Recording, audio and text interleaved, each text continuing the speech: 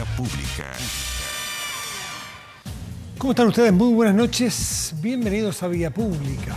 El Banco Central anunció un incremento en su tasa de interés referencial a 2,75% anual. Es la mayor alza en los últimos 20 años, todo en un contexto de presiones inflacionarias, que como sabemos es la tarea fundamental y principal del Banco Central. Al ver que esta está superando las expectativas posibles, bueno, con las tasas o con la política monetaria intenta entonces frenarlo. En medio del deterioro de los mercados financieros, la máxima autoridad monetaria decidió entonces subir 125 puntos base la tasa de interés ante un, comillas, eso dice el informe, un escenario macroeconómico que ha aumentado los riesgos para la convergencia de la inflación a la meta oficial, que sabemos que es del 3%. El aumento de la tasa, la mayor desde 2001, se produce tras un aumento de justamente el 1,2% del IPC que acabamos de ver para septiembre, la mayor cifra mensual en 13 años, acumulando una inflación de 4,4% en lo que va del año. Esta inflación, según los especialistas, se explica por la liquidez que provocaron, o se explica en parte, importante, pero por la liquidez que provocaron los 3 retiros del 10% desde los fondos de pensiones. Además, sabemos que tiene que ver con precios de los commodities, precios de los combustibles. Fíjese que está llegando cerca de $80 el barril de petróleo. Nosotros somos compradores de petróleo, por lo tanto, compradores netos, por lo tanto, nos impacta muy fuerte. Bueno, sabemos también que este 10% lo ha resistido el Banco Central, no como una medida política. Hay quienes se confunden y critican al Banco Central como si tuviese un papel político partidista o tomara alguna idea con una bancada determinada. Para que alguien, por si alguien no sabe, el Banco Central es un ente autónomo que está regido por un consejo de 5 miembros que vienen siendo elegidos en sucesivos gobiernos, no son elegidos por este gobierno. Duran 10 años en el cargo. Los consejeros son gente que jamás nadie ha puesto en duda su idoneidad técnica. Es decir, están todos los elementos de resguardo para que el Banco Central, donde esa autonomía no es normal, antes no era así, en muchas partes del mundo no es así, donde los gobiernos pueden decirle al Banco Central, ¿sabe qué? Emita. Aquí no, aquí el Banco Central es autónomo y tiene, fíjese, el ministro de Hacienda derecho a sentarse, pero a voz, pero no a voto. Esta autonomía es una garantía de la estabilidad de precios. Bueno, es parte de lo que tenemos que conversar esta noche. Vamos a la mesa de conversación. Y qué mejor que hablar de estos temas, de la institucionalidad, con alguien que justamente ha estado en estos 2 cargos que yo le mencioné, pues probablemente son 2 cargos o las 2 instituciones que han manejado la economía de nuestro país con todo lo que ello significa, ¿no? Los números indican, a alguien puede gustarle más un modelo u otro, pero las cifras indican que son probablemente los 30 años, los mejores 30 años de la historia de Chile en estabilidad, en conseguir sacar gente de la pobreza. Datos, opiniones, cada uno lo que quiera, pero los datos son los datos. Manuel Marfán fue ministro de Hacienda y fue consejero del Banco Central. Manuel, buenas noches, gracias por recibirnos. ¿Cómo estás? Hola, muy bien, ¿cómo estás? Muy bien, Un agrado estar acá. Igualmente, gracias por darnos este espacio, porque claro, nosotros no somos economistas, no somos expertos, intuimos como ciudadanos que esta alza no es... O sea, la sobriedad del Banco Central en general, algunos lo acusan de ser aburridos y fomes y son herméticos, por suerte, digo yo, pero hablan entre líneas y hoy día leyendo, yo me leí el informe completo que da 3 páginas, dan una situación y un panorama muy preocupante que lo refleja esta tasa de interés por lo pronto. Bueno, así es, efectivamente. Las cosas han cambiado bastante en solo ya un mes. Ya hace un mes atrás fue la reunión de política monetaria anterior a esta, y también hace un mes atrás fue el informe de política monetaria que dio cuenta Mario Marcel frente al Senado de la República. Y en ese momento el Banco Central tenía un escenario central, así lo llaman ellos, un escenario central que aconsejaba, ellos indicaban que probablemente que iban a empezar a retirar el estímulo monetario de a poco hasta que ese estímulo monetario fuera neutral, en el sentido de que no es ni expansivo ni contractivo, en palabras de ellos mismos, promediando el primer semestre del próximo año. Yo calculaba que con esa visión el Banco Central iba a aumentar la tasa en 25 puntos base o un cuarto punto en todas sus reuniones siguientes y en 2 de ellas iba a aumentar en 50 puntos bases. El hecho de que hoy día haya aumentado en 125 puntos base da cuenta de que efectivamente las noticias que ha habido en estos días han llevado al Banco Central a tomar una medida bastante inusual, yo la llamaría un centralazo, dentro de las cuales las más importantes son el hecho de que la inflación fue mayor a la anticipada y por lo tanto ya estamos acumulando una inflación considerable para este año. Las expectativas de inflación para este año, según la encuesta de expectativas económicas del Banco Central, que salió con los datos ya de octubre, hace pocos días atrás, habla de que las expectativas están en una inflación para este año del 5,8%. Pero lo que es más grave aún, desde la perspectiva del Banco Central, es que la inflación a 2 años, en esta misma encuesta de expectativas, se sitúa sobre el 3%. Y el Banco Central ha planteado que cumple su misión constitucional con una meta de inflación de 3%, claro, en un horizonte de 2 años. El hecho que las expectativas estén por sobre eso es un problema complejo para la credibilidad del banco. Y en consecuencia, este aumento así tan brusco, a mi juicio, se justifica plenamente. Yo esperaba un aumento fuerte para esta política, pero la discusión que había entre los especialistas era que la tasa iba a aumentar entre 50 puntos base, que es mucho, o 100 puntos base, que también es mucho, y fue de 125, es decir, estuvo por sobre lo que esperaban, claro, las expectativas, el punto más extremo de lo que esperaba el mercado. Pero más allá de lo cuantitativo, que es mucho, aquí hay algo cualitativo que nos quiere decir el Banco Central, ¿no? Por supuesto. Lo que está diciendo el Banco Central es que el crecimiento sigue estando por sobre lo esperado y que por lo tanto los riesgos de un sobrecalentamiento son muy altos, que la inflación se está acelerando, lo cual acompaña el hecho de que haya un sobrecalentamiento, y que dice también entre líneas el comunicado del Banco Central de hoy día, que el Banco Central solo cuenta con la política monetaria como instrumento, pero que también está el riesgo de que se apruebe el cuarto retiro de los fondos de pensiones, lo cual añadiría aún más presión sobre una economía que está sobrecalentada. Y en consecuencia,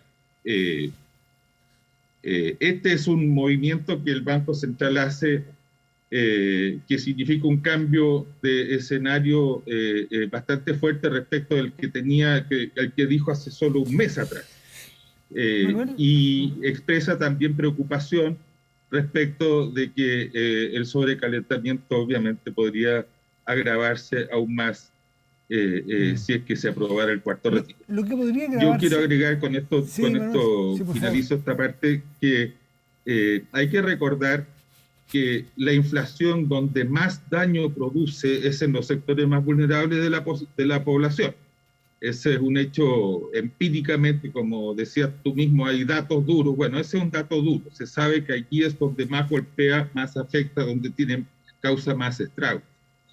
Y por lo tanto, yo creo que el Banco Central hace bien en retomar una posición más agresiva para tratar de impedir que estas presiones inflacionarias se traduzcan a la larga en una inflación que esté por sobre lo que es la misión y meta del Banco Central. Tú por largos años militante del Partido Socialista, tienes experiencia entonces en partidos y quiero ir a que esto puede ser, claro, la trayectoria de la inflación, del calentamiento eventual de la economía, del empleo, que también habla el informe, es una técnica.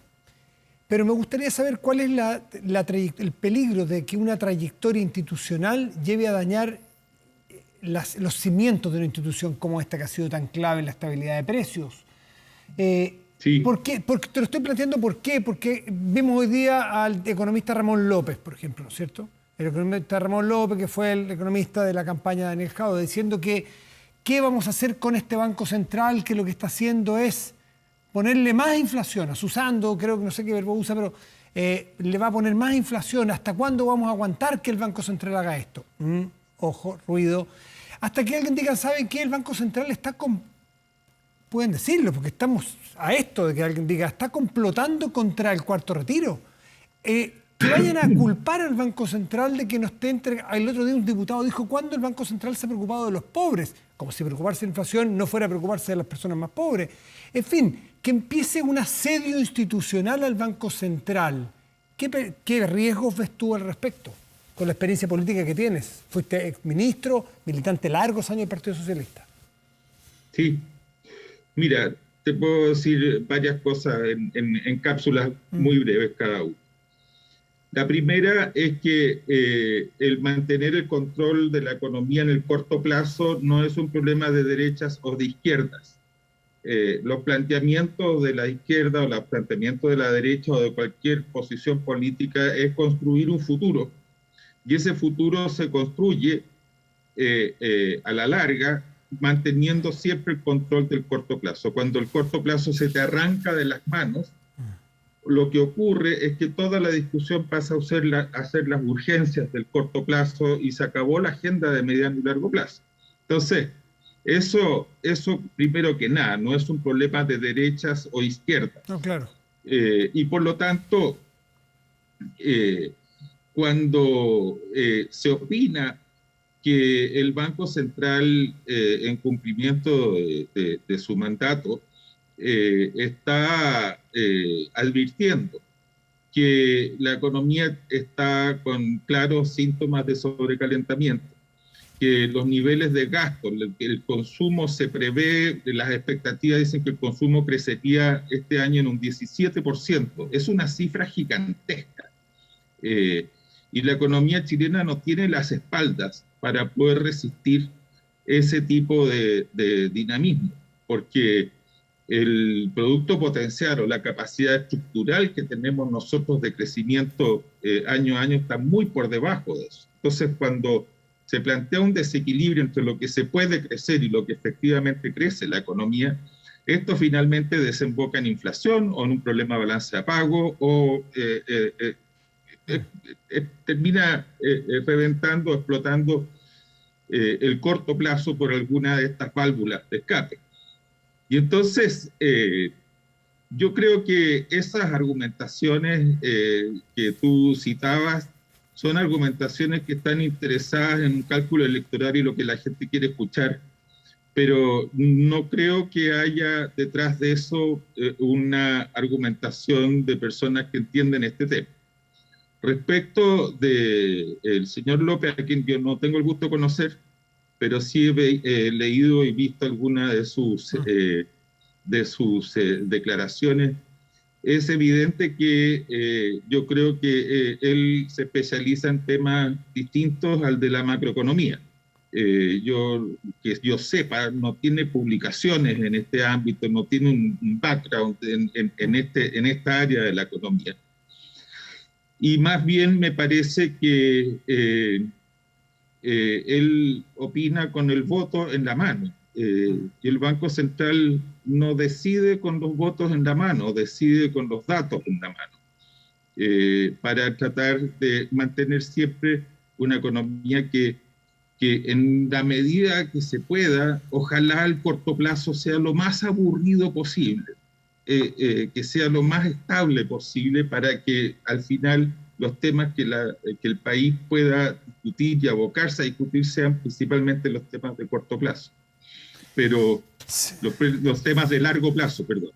Las reformas estructurales, ese tipo de cosas. Pero esa es la agenda que se pierde cuando la economía se arranca las manos. Lo que le pasó, yo digo, yo soy socialista todavía de alma, no de carné en este momento, pero fue lo que le pasó al gobierno de la Unidad Popular, que en algún momento perdió también el control de la situación económica, lo que le pasó a las personas que les tocó vivir la crisis de mediados de los 70, en plena dictadura o a comienzos de los 80, donde el tema de la sobrevivencia económica y para los más vulnerables, la sobrevivencia del día al día de sus familias también, en materia económica, con el corto plazo absolutamente desbocado,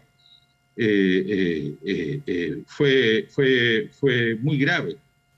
Por eso es que es importante que instituciones como el Banco Central, que están por ley ajena a la discusión del día a día de la política, se encarguen en Chile y en todas las partes donde existen bancos centrales autónomos, ¿no es cierto?, de mantener la estabilidad del corto plazo. Manuel Marfán, como siempre, gracias por recibirnos para dar una pincelada de lo que pasa con esta estabilidad o inestabilidad que hoy tienen los precios, pero que la economía, que vive momentos ajetreados, ya sabemos que no hace bien. Así que te agradecemos. No sé si puedo tener algunos segundos adicionales para decir lo siguiente. La reactivación post-pandemia ha sido también muy fuerte y muy rápida en muchos otros países, y Estados Unidos, los países desarrollados, en general, la mayoría de las economías de la OCDE es la situación que tienen. Y en todas esas economías también está apareciendo el problema de la inflación. Y muchos bancos centrales, y el propio comunicado lo explicita, están empezando a mover los parámetros de la política monetaria en una dirección menos expansiva. Sin embargo, ninguno de esos países están discutiendo medidas como un retiro de fondos de pensiones. O sea, eso sí que es totalmente contradictorio con lo que sería la recomendación de la actual coyuntura económica. Y obviamente que aquellos políticos que están comprometidos con una medida que es muy favorable para ganar elecciones, pero le hace mucho daño al país, ¿no es cierto?, piensan de que el Banco Central está complotando contra aquello. Yo creo que eso se hace muy poco creíble, entendiendo de que el Consejo del Banco Central está integrado por economistas que son de todos los colores políticos. Pero que tienen en común el hecho de que para todas esas misiones políticas mantener un corto plazo estable es una condición necesaria para que se pueda hacer carne el proyecto de país de mediano y largo plazo que cada uno de ellos tiene. Manuel Marfán, muchísimas gracias por recibirnos y por responder estas preguntas que pueden ser técnicas, pero todas las entendemos explicadas así. Gracias, Manuel. Buenas noches. Gracias a usted. Chao. Muchas gracias. Gracias. Muy bien. Hacemos una pausa y volvemos. Espérenos.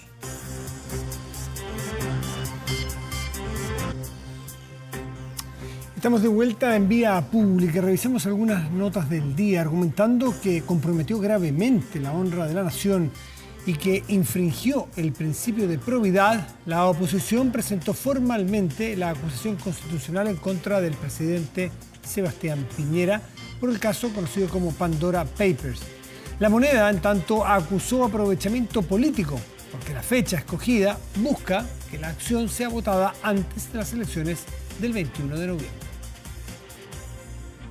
Va a salir la primera persona sorteada. El regreso de la tómbola este miércoles en la Cámara, que zanjó los nombres de las diputadas y diputados que estarán en la comisión encargada de revisar la acusación constitucional contra el presidente de la República, Sebastián Piñera. El número 1, don Raúl Florcita Alarcón. Florcita Alarcón, a quien el azar lo visibilizó nuevamente tras ser acusado de abuso y violación. será uno de los integrantes de la comisión. También la integrará Maya Fernández del PS, el independiente Pepe Out, Paulina Núñez de RN y la ex UDI Virginia Troncoso. Una jornada que arrancó temprano cuando 16 diputados de la oposición, desde la DC al Frente Amplio, firmaron y presentaron formalmente la anunciada acusación constitucional que busca la destitución del presidente de la República. Porque el presidente de la República ha infringido abiertamente la Constitución en relación al principio de la probidad. Es una acusación que de aprobarse, claro, pasa a la historia. Pero pasa a la historia por el contenido, por el fondo. La fuerte ofensiva de la oposición se concretó a una semana del destape del denominado caso Pandora Papers, que vinculó al mandatario y su familia con la millonaria compraventa del proyecto minero Dominga. Hechos que incluso ya son materia de una investigación penal por decisión del Ministerio Público. La justicia chilena abre un proceso penal contra el presidente Sebastián Piñera por caso divulgado en los llamados papeles de Pandora. Caso que ha dado la vuelta al mundo. A juicio de la oposición, el presidente, según el texto de 99 páginas, comprometió gravemente el honor de la nación y el principio de probidad al que está obligado, según la Constitución y las leyes. Uno de los puntos de mayor debate, según los juristas, es la temporalidad de la acusación, porque los hechos corresponden al primer gobierno de Sebastián Piñera y la Constitución permite acusar a los mandatarios durante su gestión o hasta 6 meses terminada esta. Que el presidente de la República esté siendo acusado constitucionalmente, pero especialmente que esté siendo investigado por el Ministerio Público, es extremadamente grave para la imagen internacional de Chile, incluso para las perspectivas económicas de Chile. Hubiese preferido una comisión investigadora para precisar bien los antecedentes si correspondían a este periodo, pero los parlamentarios están en su legítimo derecho de presentar una acusación constitucional. Si se presentaba hoy antes de las 9:30, se espera que se vote la acusación constitucional en la sala de la Cámara antes de las elecciones presidenciales. Este es un fin puramente electoral, es el abuso de una herramienta como es la acusación constitucional. Así la Moneda acusó nuevamente aprovechamiento político, porque la presentación a primera hora de este miércoles no fue antojadiza, ya que hace posible que la acusación constitucional sea votada justo antes de las elecciones presidenciales y parlamentarias. Nosotros no tenemos ninguna ambigüedad ni inhibición en decir, es muy importante para Chile que previa la elección todos aquellos que pretenden ser, por ejemplo, diputados, diputadas, transparenten cuál es su mirada frente a este caso. Lo que sí esperamos es que los parlamentarios que creen en la democracia, que creen en la justicia, que creen realmente en la verdad, que creen en los fundamentos jurídicos, ellos no se plieguen a generar este clima de inestabilidad. La Moneda tendrá ahora la compleja misión de alinear a sus parlamentarios, que son minoría en la Cámara. 78 votos necesita la acusación para ser aprobada y 83 diputados tiene la oposición. Sin embargo, no todos en el oficialismo la han rechazado de plano y no todos en la oposición la aprueban tajantemente. Ambos esperan conocer los detalles. Pero yo no quiero adelantar concretamente, ¿no? Quiero conocer el nivel, de verdad. Voy a dar mi opinión una vez que analice en su mérito. Hoy día estamos en otra coyuntura que es mucho más importante para la ciudadanía. Durante la tarde se reunió por primera vez en el Congreso la comisión encargada de revisar la acusación constitucional contra el mandatario, instancia que será liderada por la diputada socialista Maya Fernández. Por su parte, el presidente Sebastián Piñera no hizo declaraciones al respecto este miércoles. De lograr la mayoría absoluta en la Cámara de Diputados, el juicio político impulsado por la oposición quedaría en manos del Senado. Y culpó de todo a la democracia cristiana, pero no pudo asegurar que su campaña en 2009 no recibió dineros irregulares. Sebastián Sichel dijo que no tiene conocimiento de esos hechos, luego de que un reportaje de televisión denunciara que su candidatura a diputado fue financiada en parte por aportes de empresas pesqueras. El hecho provocó una ola de reacciones.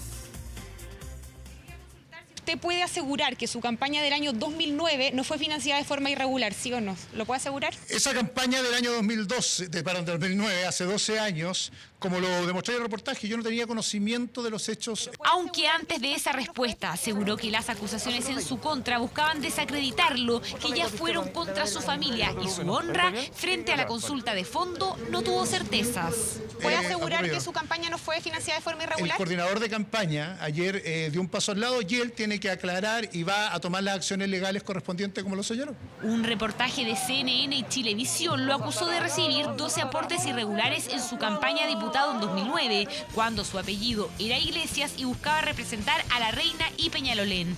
Casi 30 millones de pesos que habría recibido de empresas pesqueras cuando apuntaba al Parlamento.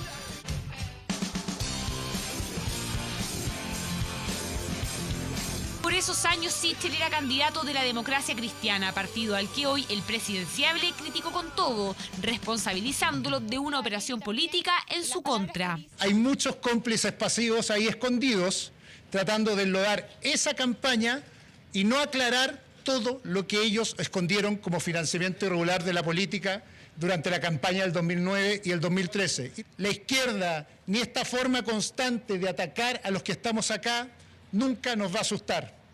No son superiores moralmente. La respuesta de la DC llegó a través de un comunicado en el que acusaron desesperación de Sichel sin descartar posibles acciones judiciales. Un partido que conoce el ex militante Juan José Santa Cruz, hoy coordinador general de Sebastián Sichel. Voy a dejar que pase la bomba. Bomba que lanzó de inmediato. Era la Democracia Cristiana la que iba a ver a las empresas para pedirle plata. Así era. ¿Qué empresa se acercaba a la Democracia Cristiana? A todas, a casi todas las grandes empresas. A todas las grandes empresas se paseaba la Democracia Cristiana pidiendo plata para financiar las campañas. Me parece absurdo. Aquí el emplazado es el señor Sichel. Él mintió. Yo no sé, el señor Santa Cruz está muy afectado, está como dolorido.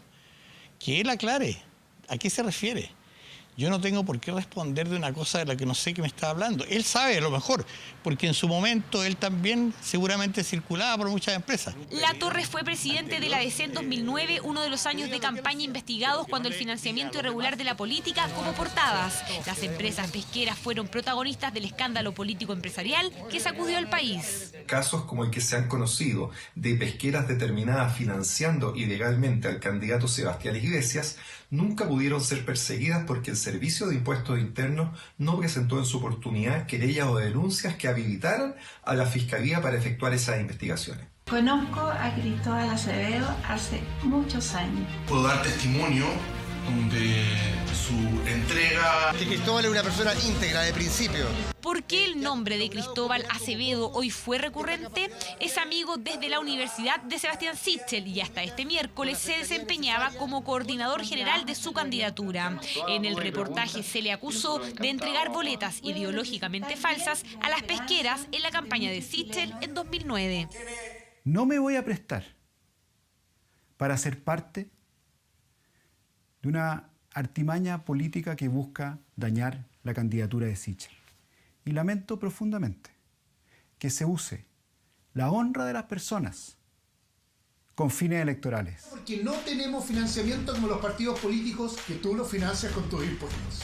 Este miércoles los partidos oficialistas hicieron un control de daños. La presunción de Sichel fue compartida por las tiendas y el gobierno. Hemos visto de un tiempo a esta parte una campaña sucia. Una campaña que muestra lo peor de la política y eso le hace mal a nuestra democracia. Y está siendo objeto de una operación política dramática por parte de la Democracia Cristiana. Y así, desde el oficialismo, los dardos continuaron al partido de Yasna Proboste.